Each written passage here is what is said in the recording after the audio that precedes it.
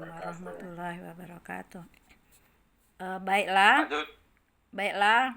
Untuk berikutnya kita akan memasuki acara yang akan disampaikan oleh Ananda Dr. Nur Zaki Abdul Fattah Aifuka. Mungkin sejelas-jelasnya karena ini sudah yai-nyai, mungkin disebutkan nanti apa itu pengapuran lutut pada lansia, apa itu gejala dari pengapuran lutut itu gimana, penentuan derajat untuk pengobatannya gimana, terus mungkin pendekatan pengobatannya bagaimana. Nah, terus karena beda-beda umur atau beda jenis kelamin mungkin beda-beda gejalanya itu. Kami minta penjelasan yang sedetail-detailnya tapi mudah dimengerti karena kami ini sudah nyai-nyai. Kita banyak berterima kasih, banyak bersyukur pada Allah masih diberi kesehatan, bisa berkumpul di sini dengan seluruh anggota badan kita ini. Ini baru lutut yang bakal kita bicarakan malam ini, belum yang lain-lainnya. Nah, itu terima kasih dan banyak bersyukur kepada Allah. Ini pengobatannya bagaimana nanti, syukur kalau tidak ada gangguan sama sekali. Persilahkan pada Ananda Dr. Nur Zaki Abdul Fattah, ahli ilmu faal olahraga klinis. Kami persilahkan. Baik, terima kasih moderator pada malam hari ini Nyai Yasnawati Maafan. Saya izin mau share screen PowerPoint ya untuk kita malam hari ini berdiskusi. Jadi mungkin pada malam hari ini saya lebih ke sharing cerita-cerita mengenai penyakit yang mungkin sudah sering terdengar, namun kadang-kadang informasi yang disampaikan itu kurang, sehingga jadi kayak kurang dimengerti ataupun juga ada yang banyak yang mungkin dipertanyakan. Saya coba dulu ini, saya share screen dulu. Iya. Waduh, keren. Oke. Internet dia nggak mau ya.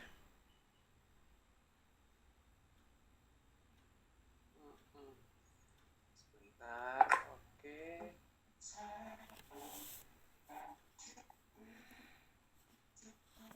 Oke. Ini agak bermasalah sedikit share screen-nya. Oke, ya. Oke. Izin, apakah terlihat jelas? Jelas. Oke, baiklah saya buka dulu ya untuk pertemuan malam hari ini. Assalamualaikum warahmatullahi wabarakatuh. Selamat malam, salam sejahtera bagi kita semua. Pertama-tama saya ucapkan terima kasih kepada moderator yang telah membuka acara ini dengan baik dan juga memberikan kesempatan kepada saya untuk sharing mengenai penyakit yang mungkin sangat-sangat mengganggu kehidupan kita sehari-hari, ataupun juga ada alhamdulillah belum mengalami namun ada kecenderungan untuk mengarah ke sana, atau ada yang kenal mengalami hal yang pengapuran pada lutut ini tadi. Jadi izin Nyai, Bapak, Ibu, saya mau sharing di sini. Nama saya Dr. Nur Zaki Abdul Fattah. Saya kebetulan masih dokter umum namun memperdalami bagian kedokteran olahraga. Nah, di sini juga saya ingin sharing mengenai penyakit yang tadi sudah diketahui, namun kadang-kadang informasi yang diberikan baik dari dokter-dokternya ataupun juga dari teman-teman yang lain juga kurang begitu jelas. Jadi di sini saya ingin sharing lah. Jadi pendapat dari saya dan juga berdasarkan literatur medis mengenai penyakit yang sangat-sangat mengganggu dan sudah sering diketahui tadi. Jadi di sini saya menjelaskan mengenai pendekatan pengobatan non-operatif, pengaturan lutut pada lansia. Kenapa sih saya tekankan non-operatif? Karena mungkin Bapak Ibu kalau sudah pernah berobat, ini biasa kalau sakit lututnya diarahkan ke dokter ortopedi ya, dokter bedah tulang. Pilihannya itu selalu ada dua, dikasih obat, kalau nggak operasi. Selalu kayak gitu biasanya. Kebetulan saya juga ikut praktek salah satu dokter ortopedi, jadi ya saya sadar juga pasien tuh kalau ketemu sakit lutut, nggak mempan obat ya ditawarin operasi. Selalu seperti itu. Sedangkan ya kita sebagai pasien mungkin nggak mau langsung dioperasi terus. Masa kok datang sakit langsung disuruh operasi? Jadi di sini saya ingin sharing ada sebenarnya di antara obat sama operasi itu ada satu pengobatan yang mungkin belum begitu belum begitu dijalankan sama kedokteran mungkin dokter-dokter yang ada di Palembang. Nah, kebetulan di sini saya sendiri sebagai general manager di Reconstruct Indonesia, yaitu sebuah klinik ortopedi, namun kita pendekatannya lebih ke non operatif. Jadi di sini kita klinik intervensi nyeri yang mengobati keluhan-keluhan nyeri. Salah satu penyakit yang paling sering datang ke sini adalah pengapuran pada lutut itu sendiri ya. Jadi, nah dari tadi kan kita sudah mulai berbicara nih apa pengapuran lutut atau osteoartritis. Sebenarnya apa sih pengapuran lutut itu sendiri? Nah, jadi secara simpelnya pengapuran lutut atau osteoartritis adalah peradangan kronis pada sendi akibat kerusakan pada tulang rawan.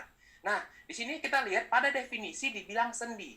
Dengan kata lain, ini bisa terjadi di mana-mana. Bisa di bahu, bisa di panggul, bisa di jari, bisa di lutut. Dan memangnya sebagian besar kasus terjadi itu pada sendi lutut. Makanya gambar saya pilih ini adalah lutut ya, karena memang sebagian besar kasusnya itu terjadi pada lutut. Namun tidak menutup kemungkinan pengapuran tersebut terjadi pada sendi-sendi lainnya. Yang nomor 2 paling sering itu terjadi pada panggul. Kemudian baru ada pada jari-jari. Intinya, pengapuran ini terjadi pada sendi yang terbebani dengan berat badan. Jadi kalau bahasa mudahnya itu kayak sendi pintu yang ketekan terus. Jadi yang paling sering terjadi kerusakan pada sendi pintu tuh ya pada yang sering tertekan atau sering yang digunakan. Nah, begitupun juga nanti dengan pengapuran lutut. Pengapuran ini biasanya terjadi pada orang yang memang berlebihan penggunaan lututnya atau yang terbebani dengan berat badan yang berlebihan juga, biasanya seperti itu. Nah, secara epidemiologi ataupun secara angka kejadian 50% lansia berusia di atas 65 tahun itu mengalami keluhan pengapuran lutut. Jadi setengah. Jadi kalau ada 100 orang yang berumur 65 tahun, 50-nya mengalami pengapuran lutut. Jadi memang lumayan sering dialami oleh pasien-pasien yang berhubungan yang usianya lansia tadi. Makanya kita kebetulan diminta tolong mama untuk sharing. Saya ingat usia di sini banyak lansia, jadi saya ingin sharing mengenai osteoartritis itu sendiri. Namun, walaupun ini 50% terjadi pada lansia, bukan berarti saya yang muda ini nggak mungkin terkena. Bisa juga terjadi pengapuran tadi. Jadi, bukan berarti hanya orang tua aja yang kena, orang muda pun juga bisa terjadi. Ini yang sering disebut sebagai secondary osteoarthritis atau osteoartritis sekunder atau pengapuran sekunder yang biasa disebabkan oleh penyakit-penyakit tertentu ataupun kecelakaan yang paling sering ya. Jadi kalau memang kebetulan papa sendiri mungkin nggak ikut Zoom ya kali ini, papa itu lebih mudah mengalami osteoartritis. Kenapa? Karena dulu sempat terjatuh, lututnya terbentur, itulah yang disebut sebagai pengapuran lutut sekunder. Jadi itu osteoartritisnya sekunder dikarenakan pernah terjatuh atau terbentur lututnya. Aku ingat pada saat itu masih SMA, aku masih kecil, jadi belum ngerti ya dengan pengapuran, papa terjatuh. Jadi setelah itu sulit menekuk dan semacamnya. Nah, itulah yang disebut dengan osteoartritis sekunder. Jadi muda dan tua bisa terjadi, namun dominan terjadi pada yang usia lanjut. Nah, apa aja sih gejalanya? Itu kan kadang-kadang kita bingung, jangan-jangan aku kena, kayak gitu. Itu yang paling sering, kadang-kadang pasien nggak tahu. Taunya kapan? Ketika sudah parah.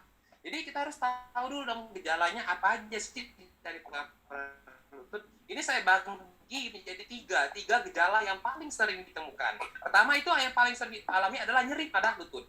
Jadi biasanya pasien itu mengalami pengapuran lutut itu keluhan yang pertama kali yang dialami adalah nyeri yang pada lutut yang kadang-kadang tuh kalau derajat awal tuh hanya ringan yang biasanya hilang dengan istirahat, kemudian dan juga dia itu biasanya nyerinya itu berhubungan dengan pergerakan.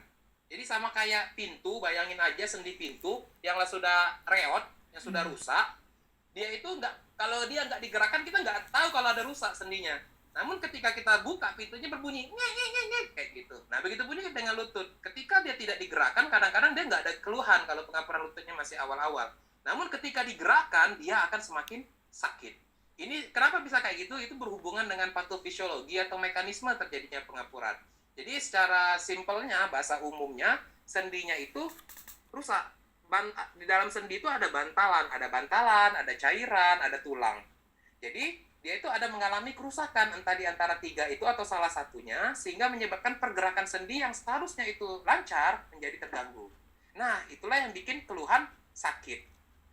Biasanya kalau pada awal-awal ini ya cukup diberikan obat sudah bisa perbaikan. Nah, yang selanjutnya ROM berkurang. Apa sih ROM? ROM itu adalah range of motion atau pergerakan dari sendi lutut. Jadi kayak pintu, lagi-lagi itu saya sering menyamakannya dengan pintu ya, karena itu yang paling paling mudah dimengerti. Jadi pintu yang rusak sendinya kadang ada cuma bisa dibuka sedikit. Ada yang masih bisa dibuka maksimal. Nah, namun kalau pada osteoartritis ini sama. Jadi pada lututnya ada yang nggak bisa nekuknya sempurna. Nah, jadi kalau saya sih saling mudahnya kalau berbicara sama pasien kadang-kadang ngerti, Bu, bisa nggak nekuk lutut? Bisa. Tapi ternyata nggak maksimal. Jadi sering saya tanyakan aja begini, sholatnya masih bisa berdiri atau nggak? Duduk di antara dua sujud bisa nggak? Kayak gitu. Itu paling mudahnya. Jadi kalau misalnya ada gangguan untuk melakukan sholat di antara dua sujud, kemungkinan besar ROM lututnya pasti sudah terganggu itu. Dengan kata lain, ada pengapuran. Jadi cara mudahnya ini, boleh ditanya diri sendiri aja, bisa nggak aku duduk di antara dua sujud? Kalau nggak bisa, artinya ada gangguan sama range of motion ataupun juga besaran sendi dari si lutut itu sendiri. Nah, selanjutnya gejala kalau sudah lumayan parah. Jadi utamanya itu dua ini sebenarnya, nyeri dan pergerakan sendi lutut yang terbatas. Namun, kalau sudah dibiarkan dan pengobatannya belum maksimal ataupun juga kurang efektif, biasanya nanti akan bengkak lututnya. Nah, jadi ini yang kadang-kadang bikin yang awalnya nyerinya biasa saja, bisa ditoleransi, bisa hilang dengan istirahat. Ketika dia bengkak, itu nanti dia nggak sembuh-sembuh, kayak nggak ada perubahan, udah makan obat nggak sembuh, kemudian ketika dipegang terasa panas, kelihatan lebih besar dibandingkan biasanya. Ini artinya apa? Lututnya tadi selain sudah terjadi pengapuran, terjadi juga peradangan. Yang disebabkan kenapa? Karena dipaksa gesek terus, udah rusak, jadi sendinya tadi udah rusak, udah gangguan, dipaksa terus bekerja, kan nggak mungkin ada yang nggak bergerak terus tiap hari, pasti bergerak. Lama-kelamaan dia akan terjadi peradangan. Jadi sendi tadi lagi-lagi saya samakan dengan pintunya udah rusak, sendinya, engsel pintunya udah rusak, udah berbunyi-bunyi, nggak mau diganti, kita paksa terus buka pintu, buka tutup, lama-lama sendinya, engsel pintunya juga akan rusak, bisa patah ataupun juga bisa bengkok. Nah, itulah yang terjadi pada lutut juga. Jadi terjadi peradangan pada lutut yang disebabkan karena gesekan dari sendi yang kurang efektif tadi. Lama-kelamaan akan menjadi bengkak yang ditandain dengan 5. Biasanya ada 5 tanda ya. Kolor atau bahasa biasa sehari-harinya itu panas, nyeri, bengkak, merah, dan juga disertai dengan penurunan fungsi.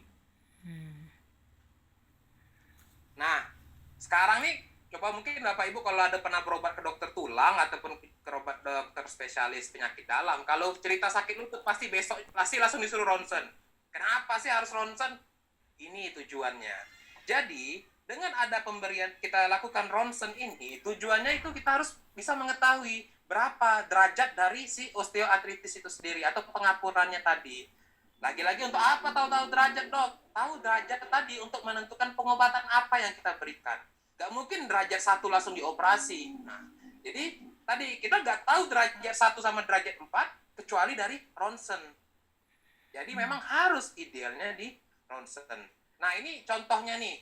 Contoh ronsen lutut yang seharusnya, yang normal. Normalnya, mungkin kalau kursus saya nggak muncul ya. Kalau kursus saya muncul ini ada jarak di antara dua sendi. Ini sendi femur ataupun tulang paha, ini tulang kering kali ya kalau bahasa Indonesianya, tibia fibula. Jadi normalnya ini ada jarak antara kedua sendi tersebut. Dan tidak ada kayak osteofit. Osteofit itu kayak tulang kecil yang memang muncul sedikit-sedikit kayak gitu. Dan biasanya pinggiran sini ada namanya lipping. Lipping itu tadi kayak degenerasi, rusak ya pinggiran lututnya tadi ya. Tulang lututnya. Pencet. Nah, sendi rusak sehingga itu nanti juga yang bikin nyeri. Nah, ini adalah contoh sudah terjadi di derajat 4. Ya, ada derajat 1, derajat 2, derajat 3 sama derajat 4. Itu tugas dokter aja, cukup tahu derajatnya berapa. Namun kita tahu kalau lihat gambaran kayak gini, ini sudah derajat 4. Apa sih tanda-tanda kelainannya? 1, lihat nih, nggak ada lagi cerah sendinya. Dia langsung nempel, tulang ketemu tulang. Kalau tulang ketemu tulang, ketika bergerak pasti sakit. Gesekan. Karena tugas sendi tadi kan itu adalah menjaga pergerakan antara dua tulang tadi. Ini ketika bergerak, dia bergesek. Makanya kadang-kadang pada pasien dengan osteoartritis atau pengapuran tadi, dia bilang kayak gini, Dok, lutut saya ketika ditekuk berbunyi krek. Nah, itu apa ya? Itu adalah tulang yang bertemu dengan tulang. Jadi dia bunyi krek. ketika ditekukkan seperti itu. Setelah itu ada apa lagi nih? Ini ada namanya lipping, pinggiran ronsennya ini nih, lihat nih ada kayak bentuk bibir ya, kayak bibir orang ya. Ini namanya lipping. Itu adalah lagi-lagi menunjukkan bahwa telah terjadi destruksi atau kerusakan. Dan ada osteofit. Osteofit tadi itu kayak tulang kecil juga muncul. Jadi karena tulangnya lama-lama bergesekan, rusak, tulangnya memperbaiki diri. Memperbaiki diri bukan menjadi untuk sendi, tapi menjadi tulang yang keras. Itulah namanya osteofit. Tulangnya udah numbuh keras, bertambah lagi, makin dekat lah dan dia makin sakit ketika bergerak. Dan juga mungkin kalau diperhatikan lagi, lihat nih, yang kiri ini lurus. Tulang femur agak bengkok di sini, lurus ke bawah sini. Namun di sini telah terjadi varus. Varus itu apa artinya? Ke arah dalam. Kakinya sudah bengkok ke arah dalam. Memang kalau sudah osteoartritis ke arah grade 4 itu akan terjadi kelainan bentuk kakinya menjadi grade 4. Menjadi bengkok ke arah dalam, bisa ke dalam varus atau keluar valrus. Ini lihat nih. Nah, ini kenapa ke dalam? Dan ini dia karena yang sebelah kiri ini dia menempel. Jadi dia akan menekan ke arah dalam si lutut ini tadi. Ini adalah gambaran ronsennya. Jadi kalau misalnya ronsen kita lihat kayak gini, waduh ini udah grade 4. Biasanya sih disarankan operasi. Nah, ini dia. Apa sih pengobatannya ya? Kalau derajat 1 kita selalu 1 dan 2 kita selalu sarankan non operatif dulu. Derajat 3 dipertimbangkan. Dipertimbangkan aja, jangan bukan berarti harus, namun ada mulai dipikirkan. Derajat 4 selalu itu disarankan dengan operatif. Kenapa? Sudah kayak gini. Ini mau digimanain juga, tetap kayak gini. Adanya yang kita takutkan malah bikin nggak bisa berjalan, ataupun juga tulangnya makin parah nanti rusaknya. Dan juga akan deformitas, sehingga bentuk kakinya nanti bengkok ke dalam. Itu harusnya diperbaiki di operasi namanya. Namun saya tidak akan membicarakan operasi, karena bukan bidang saya. Namun di sini saya akan lebih fokus ke bagian non-operatif, yang dimana selama ini sering terlupakan, baik sama dokternya ataupun juga dari pasiennya. Jadi dengan pasiennya teredukasi, kita juga bisa menuntut juga ke dokternya gimana ini pendekatan pengobatan kita, masa harus dioperasi semua. Jadi ada beberapa hal yang bisa kita lakukan. Ada olahraga, fisioterapi, pemberian hyaluronic acid, farmakologi, aspirasi, dan radiofrekuensi. Apa aja sih? Nanti saya akan jelaskan satu persatu. Namun di sini saya sekilas dulu untuk olahraga. Jadi tujuan olahraga tadi untuk menguatkan otot paha dan pengurangan berat badan. Maksudnya apa? Jadi gini, salah satu penyebab dari osteoartritis itu adalah kelebihan berat badan. Dikarenakan tekanan yang terlalu besar terhadap lutut kaki, sehingga dia kelamaan fungsinya akan berkurang dan merusak struktur anatominya. Pada pasien dengan osteoartritis, masih derajat awal-awal, kita sarankan untuk mengurangi berat badannya. Mengurangi berat badannya itu tujuannya apa? Supaya beban lututnya juga berkurang. Itu yang pertama kita lakukan. Olahraga itu tujuannya untuk mengurangi beban lutut. Sama satu lagi itu adalah untuk memperkuat otot paha. Kenapa memperkuat otot paha? Supaya beban berat badannya tadi itu dibagi sama otot pahanya, otot quadricepsnya, bisa femorisnya. Jadi tujuannya beban si berat badan, misalnya berat saya 80, enggak 80 kilo tuh enggak ditampung semua lutut semua, tapi dibagi juga sama si otot-otot tulang pahanya. Itu adalah femoris, quadriceps, itu semua harus dilatih semua. Jadi olahraga ini tugasnya itu untuk mengurangi berat badan. Olahraga apa sih yang tujuannya bisa mengurangi berat badan? Nah, pada kasus osteoartritis kan pada lansia. Masa lansia disuruh berlari? Nggak mungkin. Jadi olahraga yang aman untuk lansia, yang usia lanjut dan juga memiliki gangguan sendi, itu hanya ada 2. Satu itu adalah berenang, karena berenang itu tidak membebani sendi sama sekali. Kedua itu adalah bersepeda. Sepeda itu jangan yang sepeda jalan benar, itu nggak usah. Sepeda statis pun cukup. Kenapa? Dengan gerakan memutar sepeda itu, dia tidak membebani sendi untuk berat badan kita. Dia hanya dengan gerakan memutar. Selain itu juga, dengan gerakan memutar itu tadi, dia juga melatih otot quadriceps dan juga femoris, supaya dia membantu tugas lutut untuk menjaga berat badannya. Dok, kalau saya lagi sakit lutut, masa saya harus olahraga? Ya enggak lah, kita perbaiki dulu keluhan nyerinya tadi, baru kita lakukan olahraga. Ini ada video contoh latihan yang bisa dilakukan untuk memperkuat otot-otot femoris ataupun juga quadriceps ataupun otot pahanya tadi ya. Ini adalah namanya squat ya. Nah, ini adalah gerakan untuk memperkuat otot paha tadi. Dan juga ini bisa, kalau tanpa alat kita bisa lakukan gerakan ini. Ini fokus untuk bagian paha saja. Jadi di sini akan memperkuat bagian paha supaya apa? Supaya beban dari lututnya tadi berkurang. Ini kebetulan adalah salah satu pasien juga di rekon yang memang mengeluh keluhannya sakit lutut, masih muda. Ya, setelah kita sekarang mengikuti program latihan olahraga, ya sekarang sudah mengalami keluhannya sudah jauh perbaikan ya.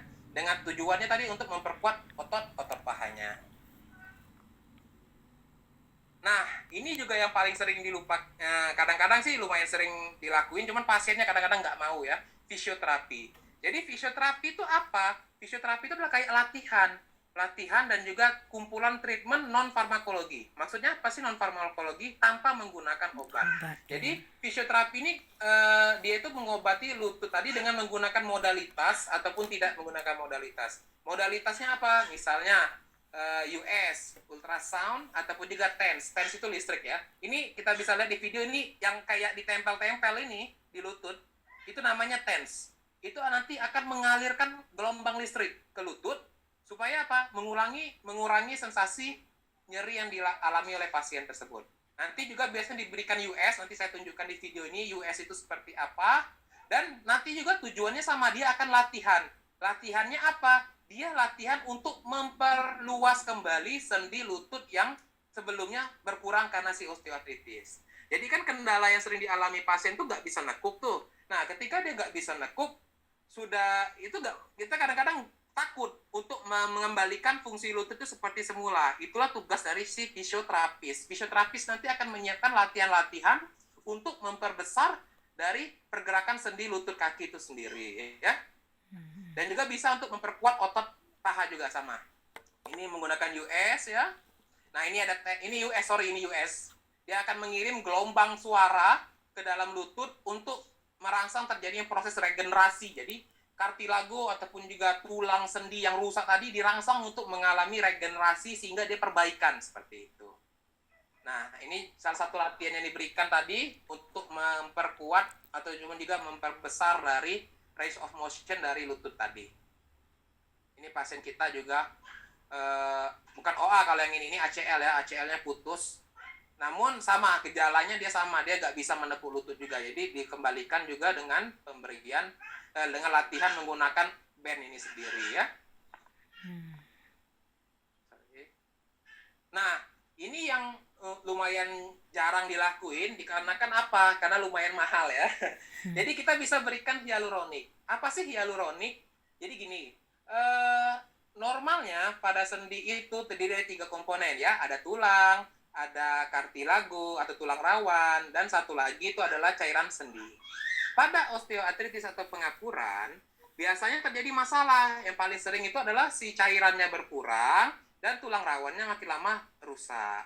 Nah, hyaluronik ini dia itu bertugas menggantikan masuk ke sendi sebagai cairan sendi itu tadi. Jadi kalau sering disebut dokter tuh dikasih pelumas, dikasih oli, sama kayak pintu ya. Jadi kalau pintu itu dimasukin oli supaya apa? Supaya dia luwes lagi. Nah, ini benar. Hyaluronik ini tujuannya itu menjadi pelumas dari si lutut sambil juga dia itu memiliki efek regenerasi juga. Dia nanti ketika dimasukkan hyaluronik, dia akan merangsang pembentukan kartilago lutut sehingga perbaikan dari si osteoartritis itu sendiri atau pengapuran tadi seperti itu ya. Jadi dia tugasnya melicinkan dan melumaskan. Namun biasanya kita berikan pada derajat awal, nggak bisa kalau sudah derajat 4 nggak mungkin ada perbaikan penggunaan hyaluronik tadi. Ini videonya. Ini kebetulan salah satu wali kota di Sumsel ya, berobat, keluhannya sama, sakit lutut, masih muda wali kota. Jadi diberikan hyaluronik acid ini.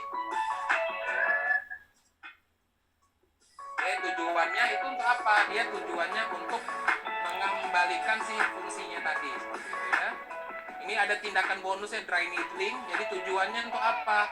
Karena dia sudah lama gangguan lututnya, otot sekitarnya pun kaku. Jadi di sini dilakukan dry needling untuk melemaskan otot-otot yang kaku tadi ya. Ini ada cairan kelihatan dari USG-nya. Ada cairan. Nah, setelah diambil cairannya kita masukkan si pelumas ini tadi, hyaluronic acid tadi ya.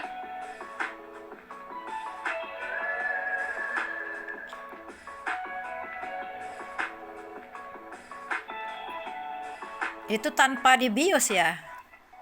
Iya, nggak dibius. Kenapa nggak dibius? Karena ketika kita kan menggunakan USG ini guiding, jadi kita tahu lokasi mana yang mau disuntik, nggak meraba-raba, jadi kita benar-benar tepat lokasinya. Itu kalau tepat dia nyerinya tuh minimal, sangat-sangat minimal, nggak berasa kadang.